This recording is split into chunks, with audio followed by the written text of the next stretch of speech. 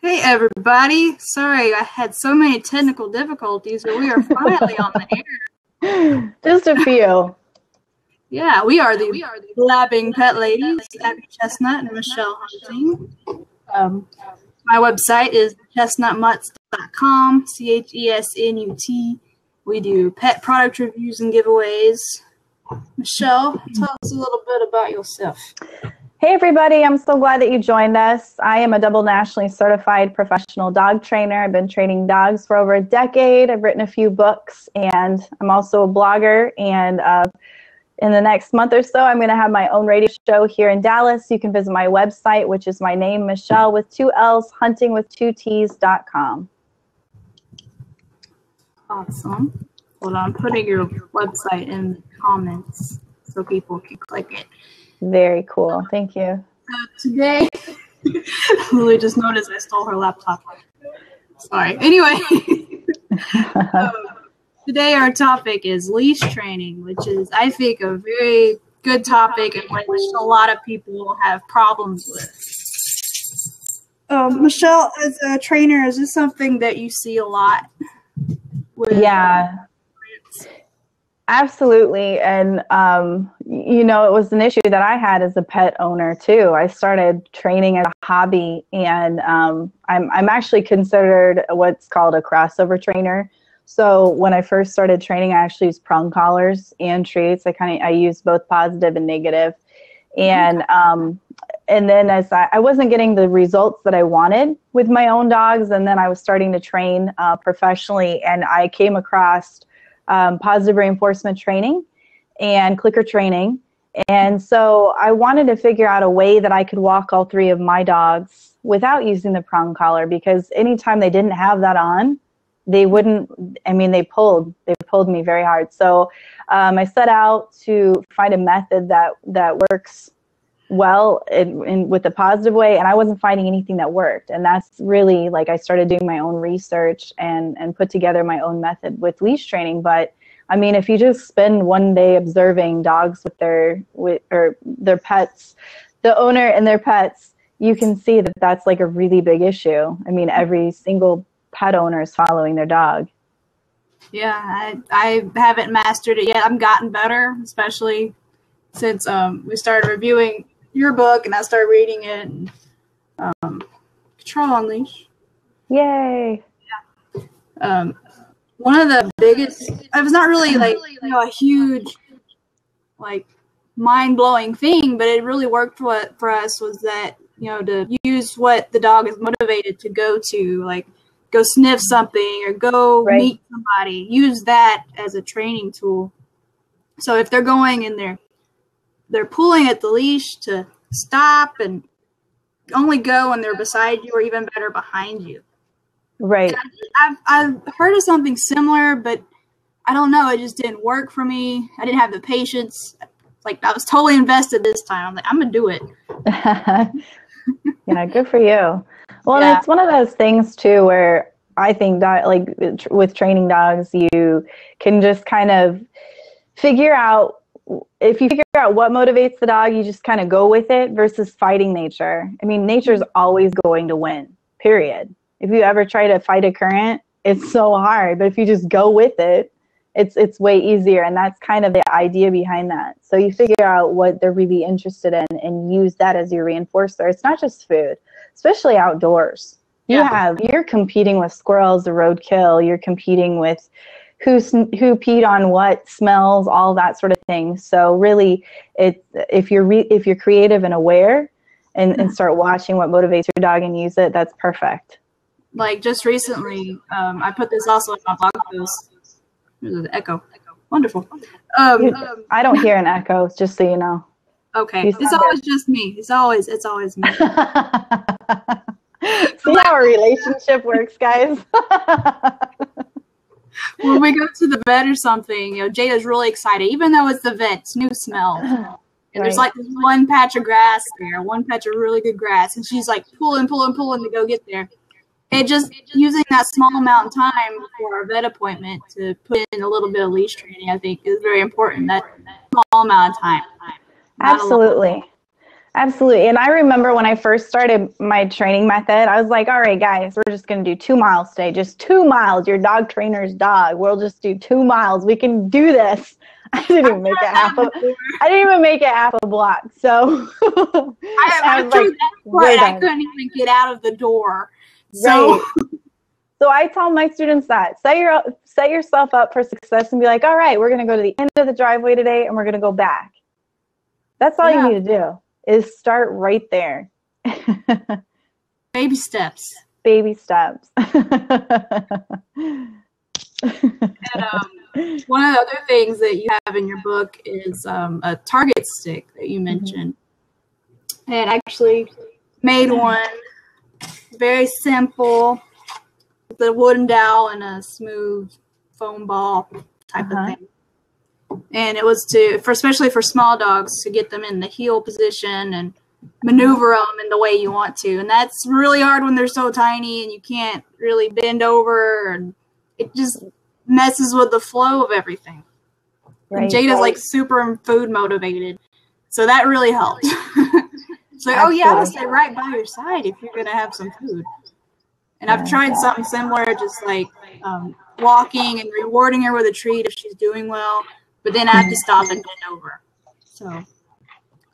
Right, and that's why it is a lot different when you're training like a lab versus a petite breed, and that's why I put a whole chapter in the book for smaller dogs, because it is different and there's different exercises in there to do. So that's great. I'm glad that you had success with that.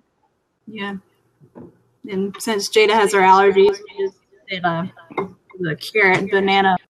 You could use peanut butter, and we also have a liquid stick, and you mentioned that. Oh, that's right. Mm-hmm.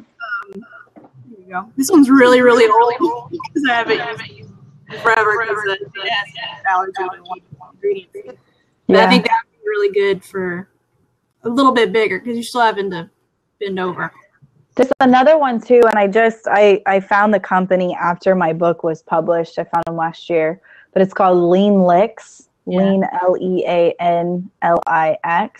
and they hand make everything here in the U.S. with U.S. sourced ingredients. So that's another option too, because they make the big sticks for the big guys, and then they make little chapsticks for the petite breed, which is really cool too. So, yeah. So for your book, we have a giveaway going on. You have like tons of besides that, the target stick was just one of the many little activities you have in there, and I have some of them dog-eared.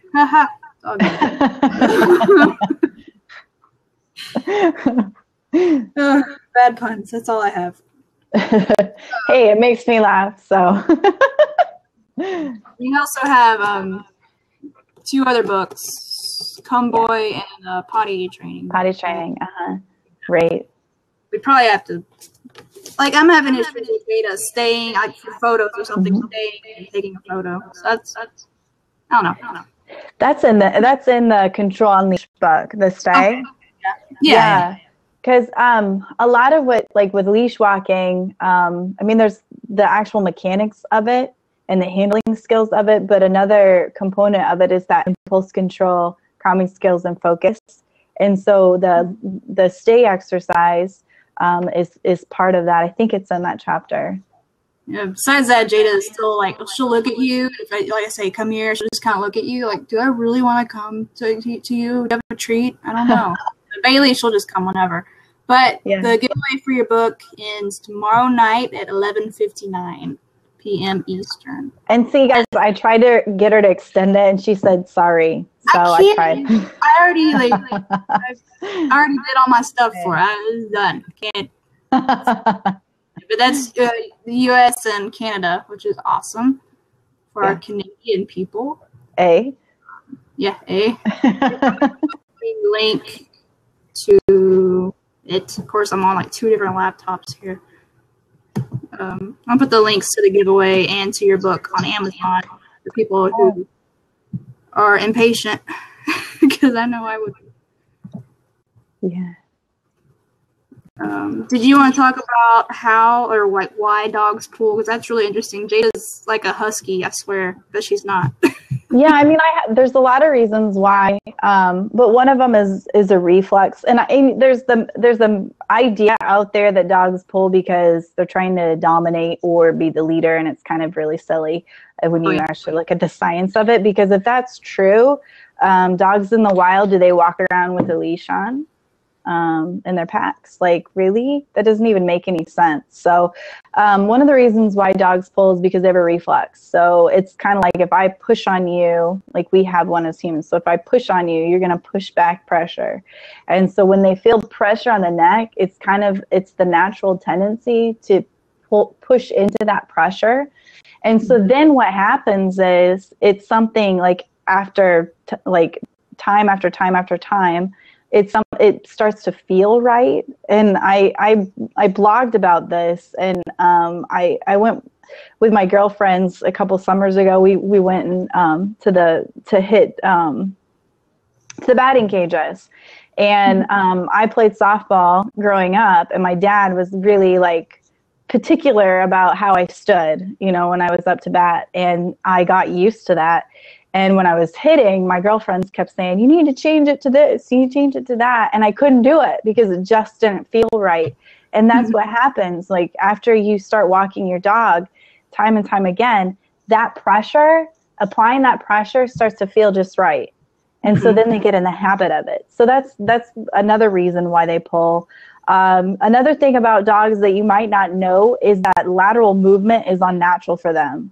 It's actually a threatening behavior. So human adults, all of our sidewalks, we walk in a straight line. And unlike like older adults, kids are not like that. They're just like dogs. They're like, when they walk everywhere, they're all over the place. And if a dog were to walk straight to another dog, that's seen as a threat. So they usually curve. So walking in a straight line is not a natural thing. I never thought about that, but yeah, that's true. Yeah. Did I just like blow your brain? Yeah, a little bit. It's like, oh man, like your thing is like, it's dog training that makes sense, and it really does. I never realized these things till you bring them up. Yeah. Yeah. So if just like maybe a little bit off topic, but if you ever come across an unknown dog, I've done this before with my own dog, is I start walking in an S with my own dog, and we'll walk away like that too. We'll be like, oh, we're exiting now, and we're going to make an S. So even like, if when you're skiing, have you ever been skiing? You have to do that? Huh? Not yet, no. Oh, okay. There's a lot of reasons, Abby, and a lot of it is lack of reinforcement. So you can use classical conditioning to your advantage. Like I walk all three of my dogs in the same position every time, and I just do that every time, and it's become a conditioned behavior. They just kind of line up in suit. So it's just keeping the habit. You can use, like, if your dog is pulling really bad and you're in the process of training, use a tool. It's just a training wheel, and that's it. It's just getting you where you need to go as you go, and you're not reinforcing bad behavior. And one of my favorite ones, I just recommended it for my student, and it was like a whole new world for her, was the canny collar. It's CANNI, canny collar. And it's different than a lot of the other collars that it goes over the nose, but it doesn't attach anywhere. And it's different because some of the collars are designed to pull the dog back towards you as a correction. And sometimes that can even cause damage. And, there's sometimes, I do recommend that, but the canny is my favorite because if a dog pulls, it literally just stops them right there. It doesn't make them go back to you. So yeah, I do have the halty or the Holt collar or the head harness type. So this thing. One's the halty. Yeah. So it does have like an attachment thing, and that does kind of attaches down here. Okay. This is the smallest they make too. This is a Jada size. Yeah. But Jada works. She does really well with this. So she gets irritated with it. She'll rub her nose everywhere. But she also gets really sad. She just gets really depressed. Didn't like it. Okay. Yeah. But otherwise, I think it's really great. I like you said in your book, just to use it in small training sessions. Yeah, and don't be afraid to use that because it's just a training wheel. because you're using that. Oh, it's a muzzle, and it's not a muzzle. Yeah. And the thing is like if they keep pulling, even outside of a training session, like you're just exercising your dog, then you're reinforcing them to pull. Mm-hmm. Because if they're pulling and you're following them, they're getting where they want to go. What I'll see from pet owners is, it's okay, she'll stop pulling once she gets there. So what are you doing? Going. Right, and you're reinforcing behavior you don't want. So use your training tool in the process, or in the process of training when you're doing your outside of your formal sessions. Yeah. For Jada, this is even before I became like a pet blogger or anything. I was looking for tools or any kind of harnesses or anything that would help. And I told you, I've literally tried a ton of things. There are so many gizmos out there too. Yeah, I mean, I had a thing that would attach to the leash and then to the collar, and it would make a really high pitched noise or something. Really? Yeah. Oh, okay. And somebody's like, "Oh, it worked for me." Well, it did work for me. Yeah. Jada's like, "Whatever." And this was like a back leg halter thing. Wow. I would see. The thing is like I'm pretty old school and simple, and I won't like. I recommend products that I've tried myself. I'm not going to recommend anything that I haven't tried myself. So the techniques are pretty simple. The products are simple, and it's just I think there's 3 different head collars that I have in there. And the reason I put those in there is because every dog is different, and like the way that their face is shaped is different. Mm-hmm. So there might be one that I'd recommend for one dog over the other. You do like mention if certain situations call for it, you could use a prong collar. And, some people are like totally against it. But, I mean, I do understand in certain situations. What was it like? Forgot it was a special needs person who couldn't. Yes. I forgot it was. Yeah. And it wasn't a prong collar. It's similar to a prong collar, but it's made by Triple Crown. Oh, yeah. It's not like where it digs in. I put that in there just because I think I did talk about somebody that I had worked with, and it was very much a question of quality of life, and at the end of the day, if the dog isn't getting out and the owner's not able to get out with the dog, then what's the point of having a dog? So the dog's going to be more miserable stuck in the house. So yeah, there are times where I will recommend that. But the important thing is that it's used correctly. That's true. Yeah. One thing I want to mention was you also have in your book about you do recommend that smaller dogs have harnesses because their throats, like really sensitive. Right. That's one of the things with Jada with her pulling is so much that she'll just choke on like any of these choke-free harnesses. Pretty much all of them she has choked at least once. But this is one that we have used for years now, and I've recommended it. It's called choke-free shoulder collar. Oh, cool. And this is leather, and so it like works with the body, but it goes right, but just on their legs, and so it doesn't go anywhere near their throat. She has choked on it maybe a couple times, like really pulling. Yeah. Otherwise, it's been pretty good. Cool. I haven't heard of that. You'll have to put it in. I'll put the link in there. They don't sell them everywhere. It's like in just some. Do they have a website they can get them off of? And my link didn't save. Of course it didn't. It's like chokefree.com. Very cool. Yeah, and they have different colors and different types of leather, and they even have a Velcro, like a mesh type. Oh, okay. I think Jada's gonna model it real quick. What are you doing? Lily just started putting it on her. The model, please. Thank you.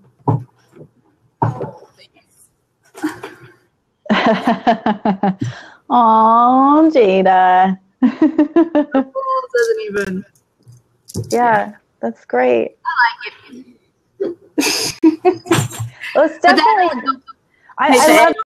I love that you have smaller dogs, and I know right now I have all big dogs, but it definitely is. They have different needs. They have, and we have to adjust our training according to their size, the tools according to their size, everything. And that's why I put a whole chapter in there just for them, because it's different. I train a petite breed different than I train a giant breed. because they're just shorter to the ground. Yeah, even that, it's like, it's so hard to control them. And today I walked Jake, who is like a Chow Husky mix, and he's pretty tall. And it was just completely different. You know, I have the leash, I'm holding it differently, and right. So much. I think it's not easier. It's different. It's different. Mm-hmm. Yeah.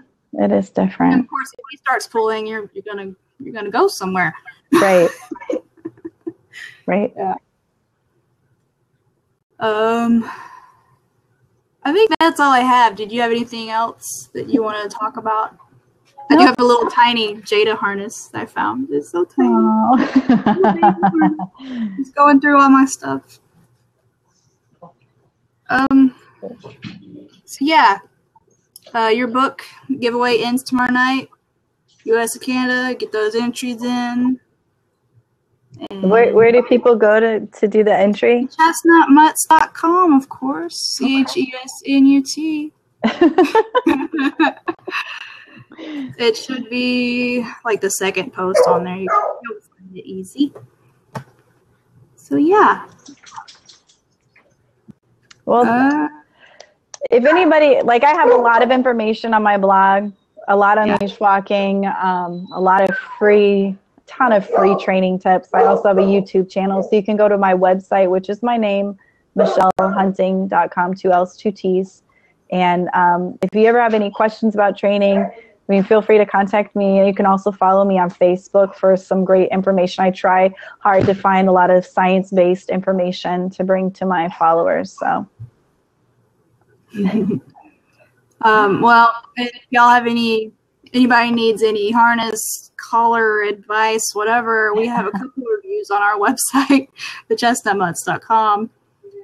And I think the French Dog also makes harnesses. You can use Jada20 on theirs for 20% off.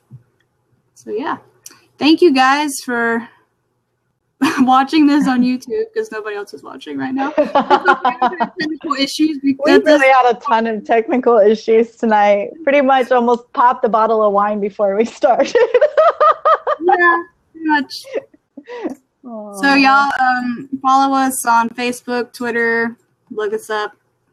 You can see it on there. mhunting116 for Twitter, for Michelle, the Chestnut Mutts for me. For our next Blab session, I think you can also subscribe if you're on Blab, or just subscribe to our YouTube and you'll see it there, or my YouTube, Chestnut Mutts. Thank you guys. See you later. Bye-bye. Thanks, Abby. Bye, everybody. Boy.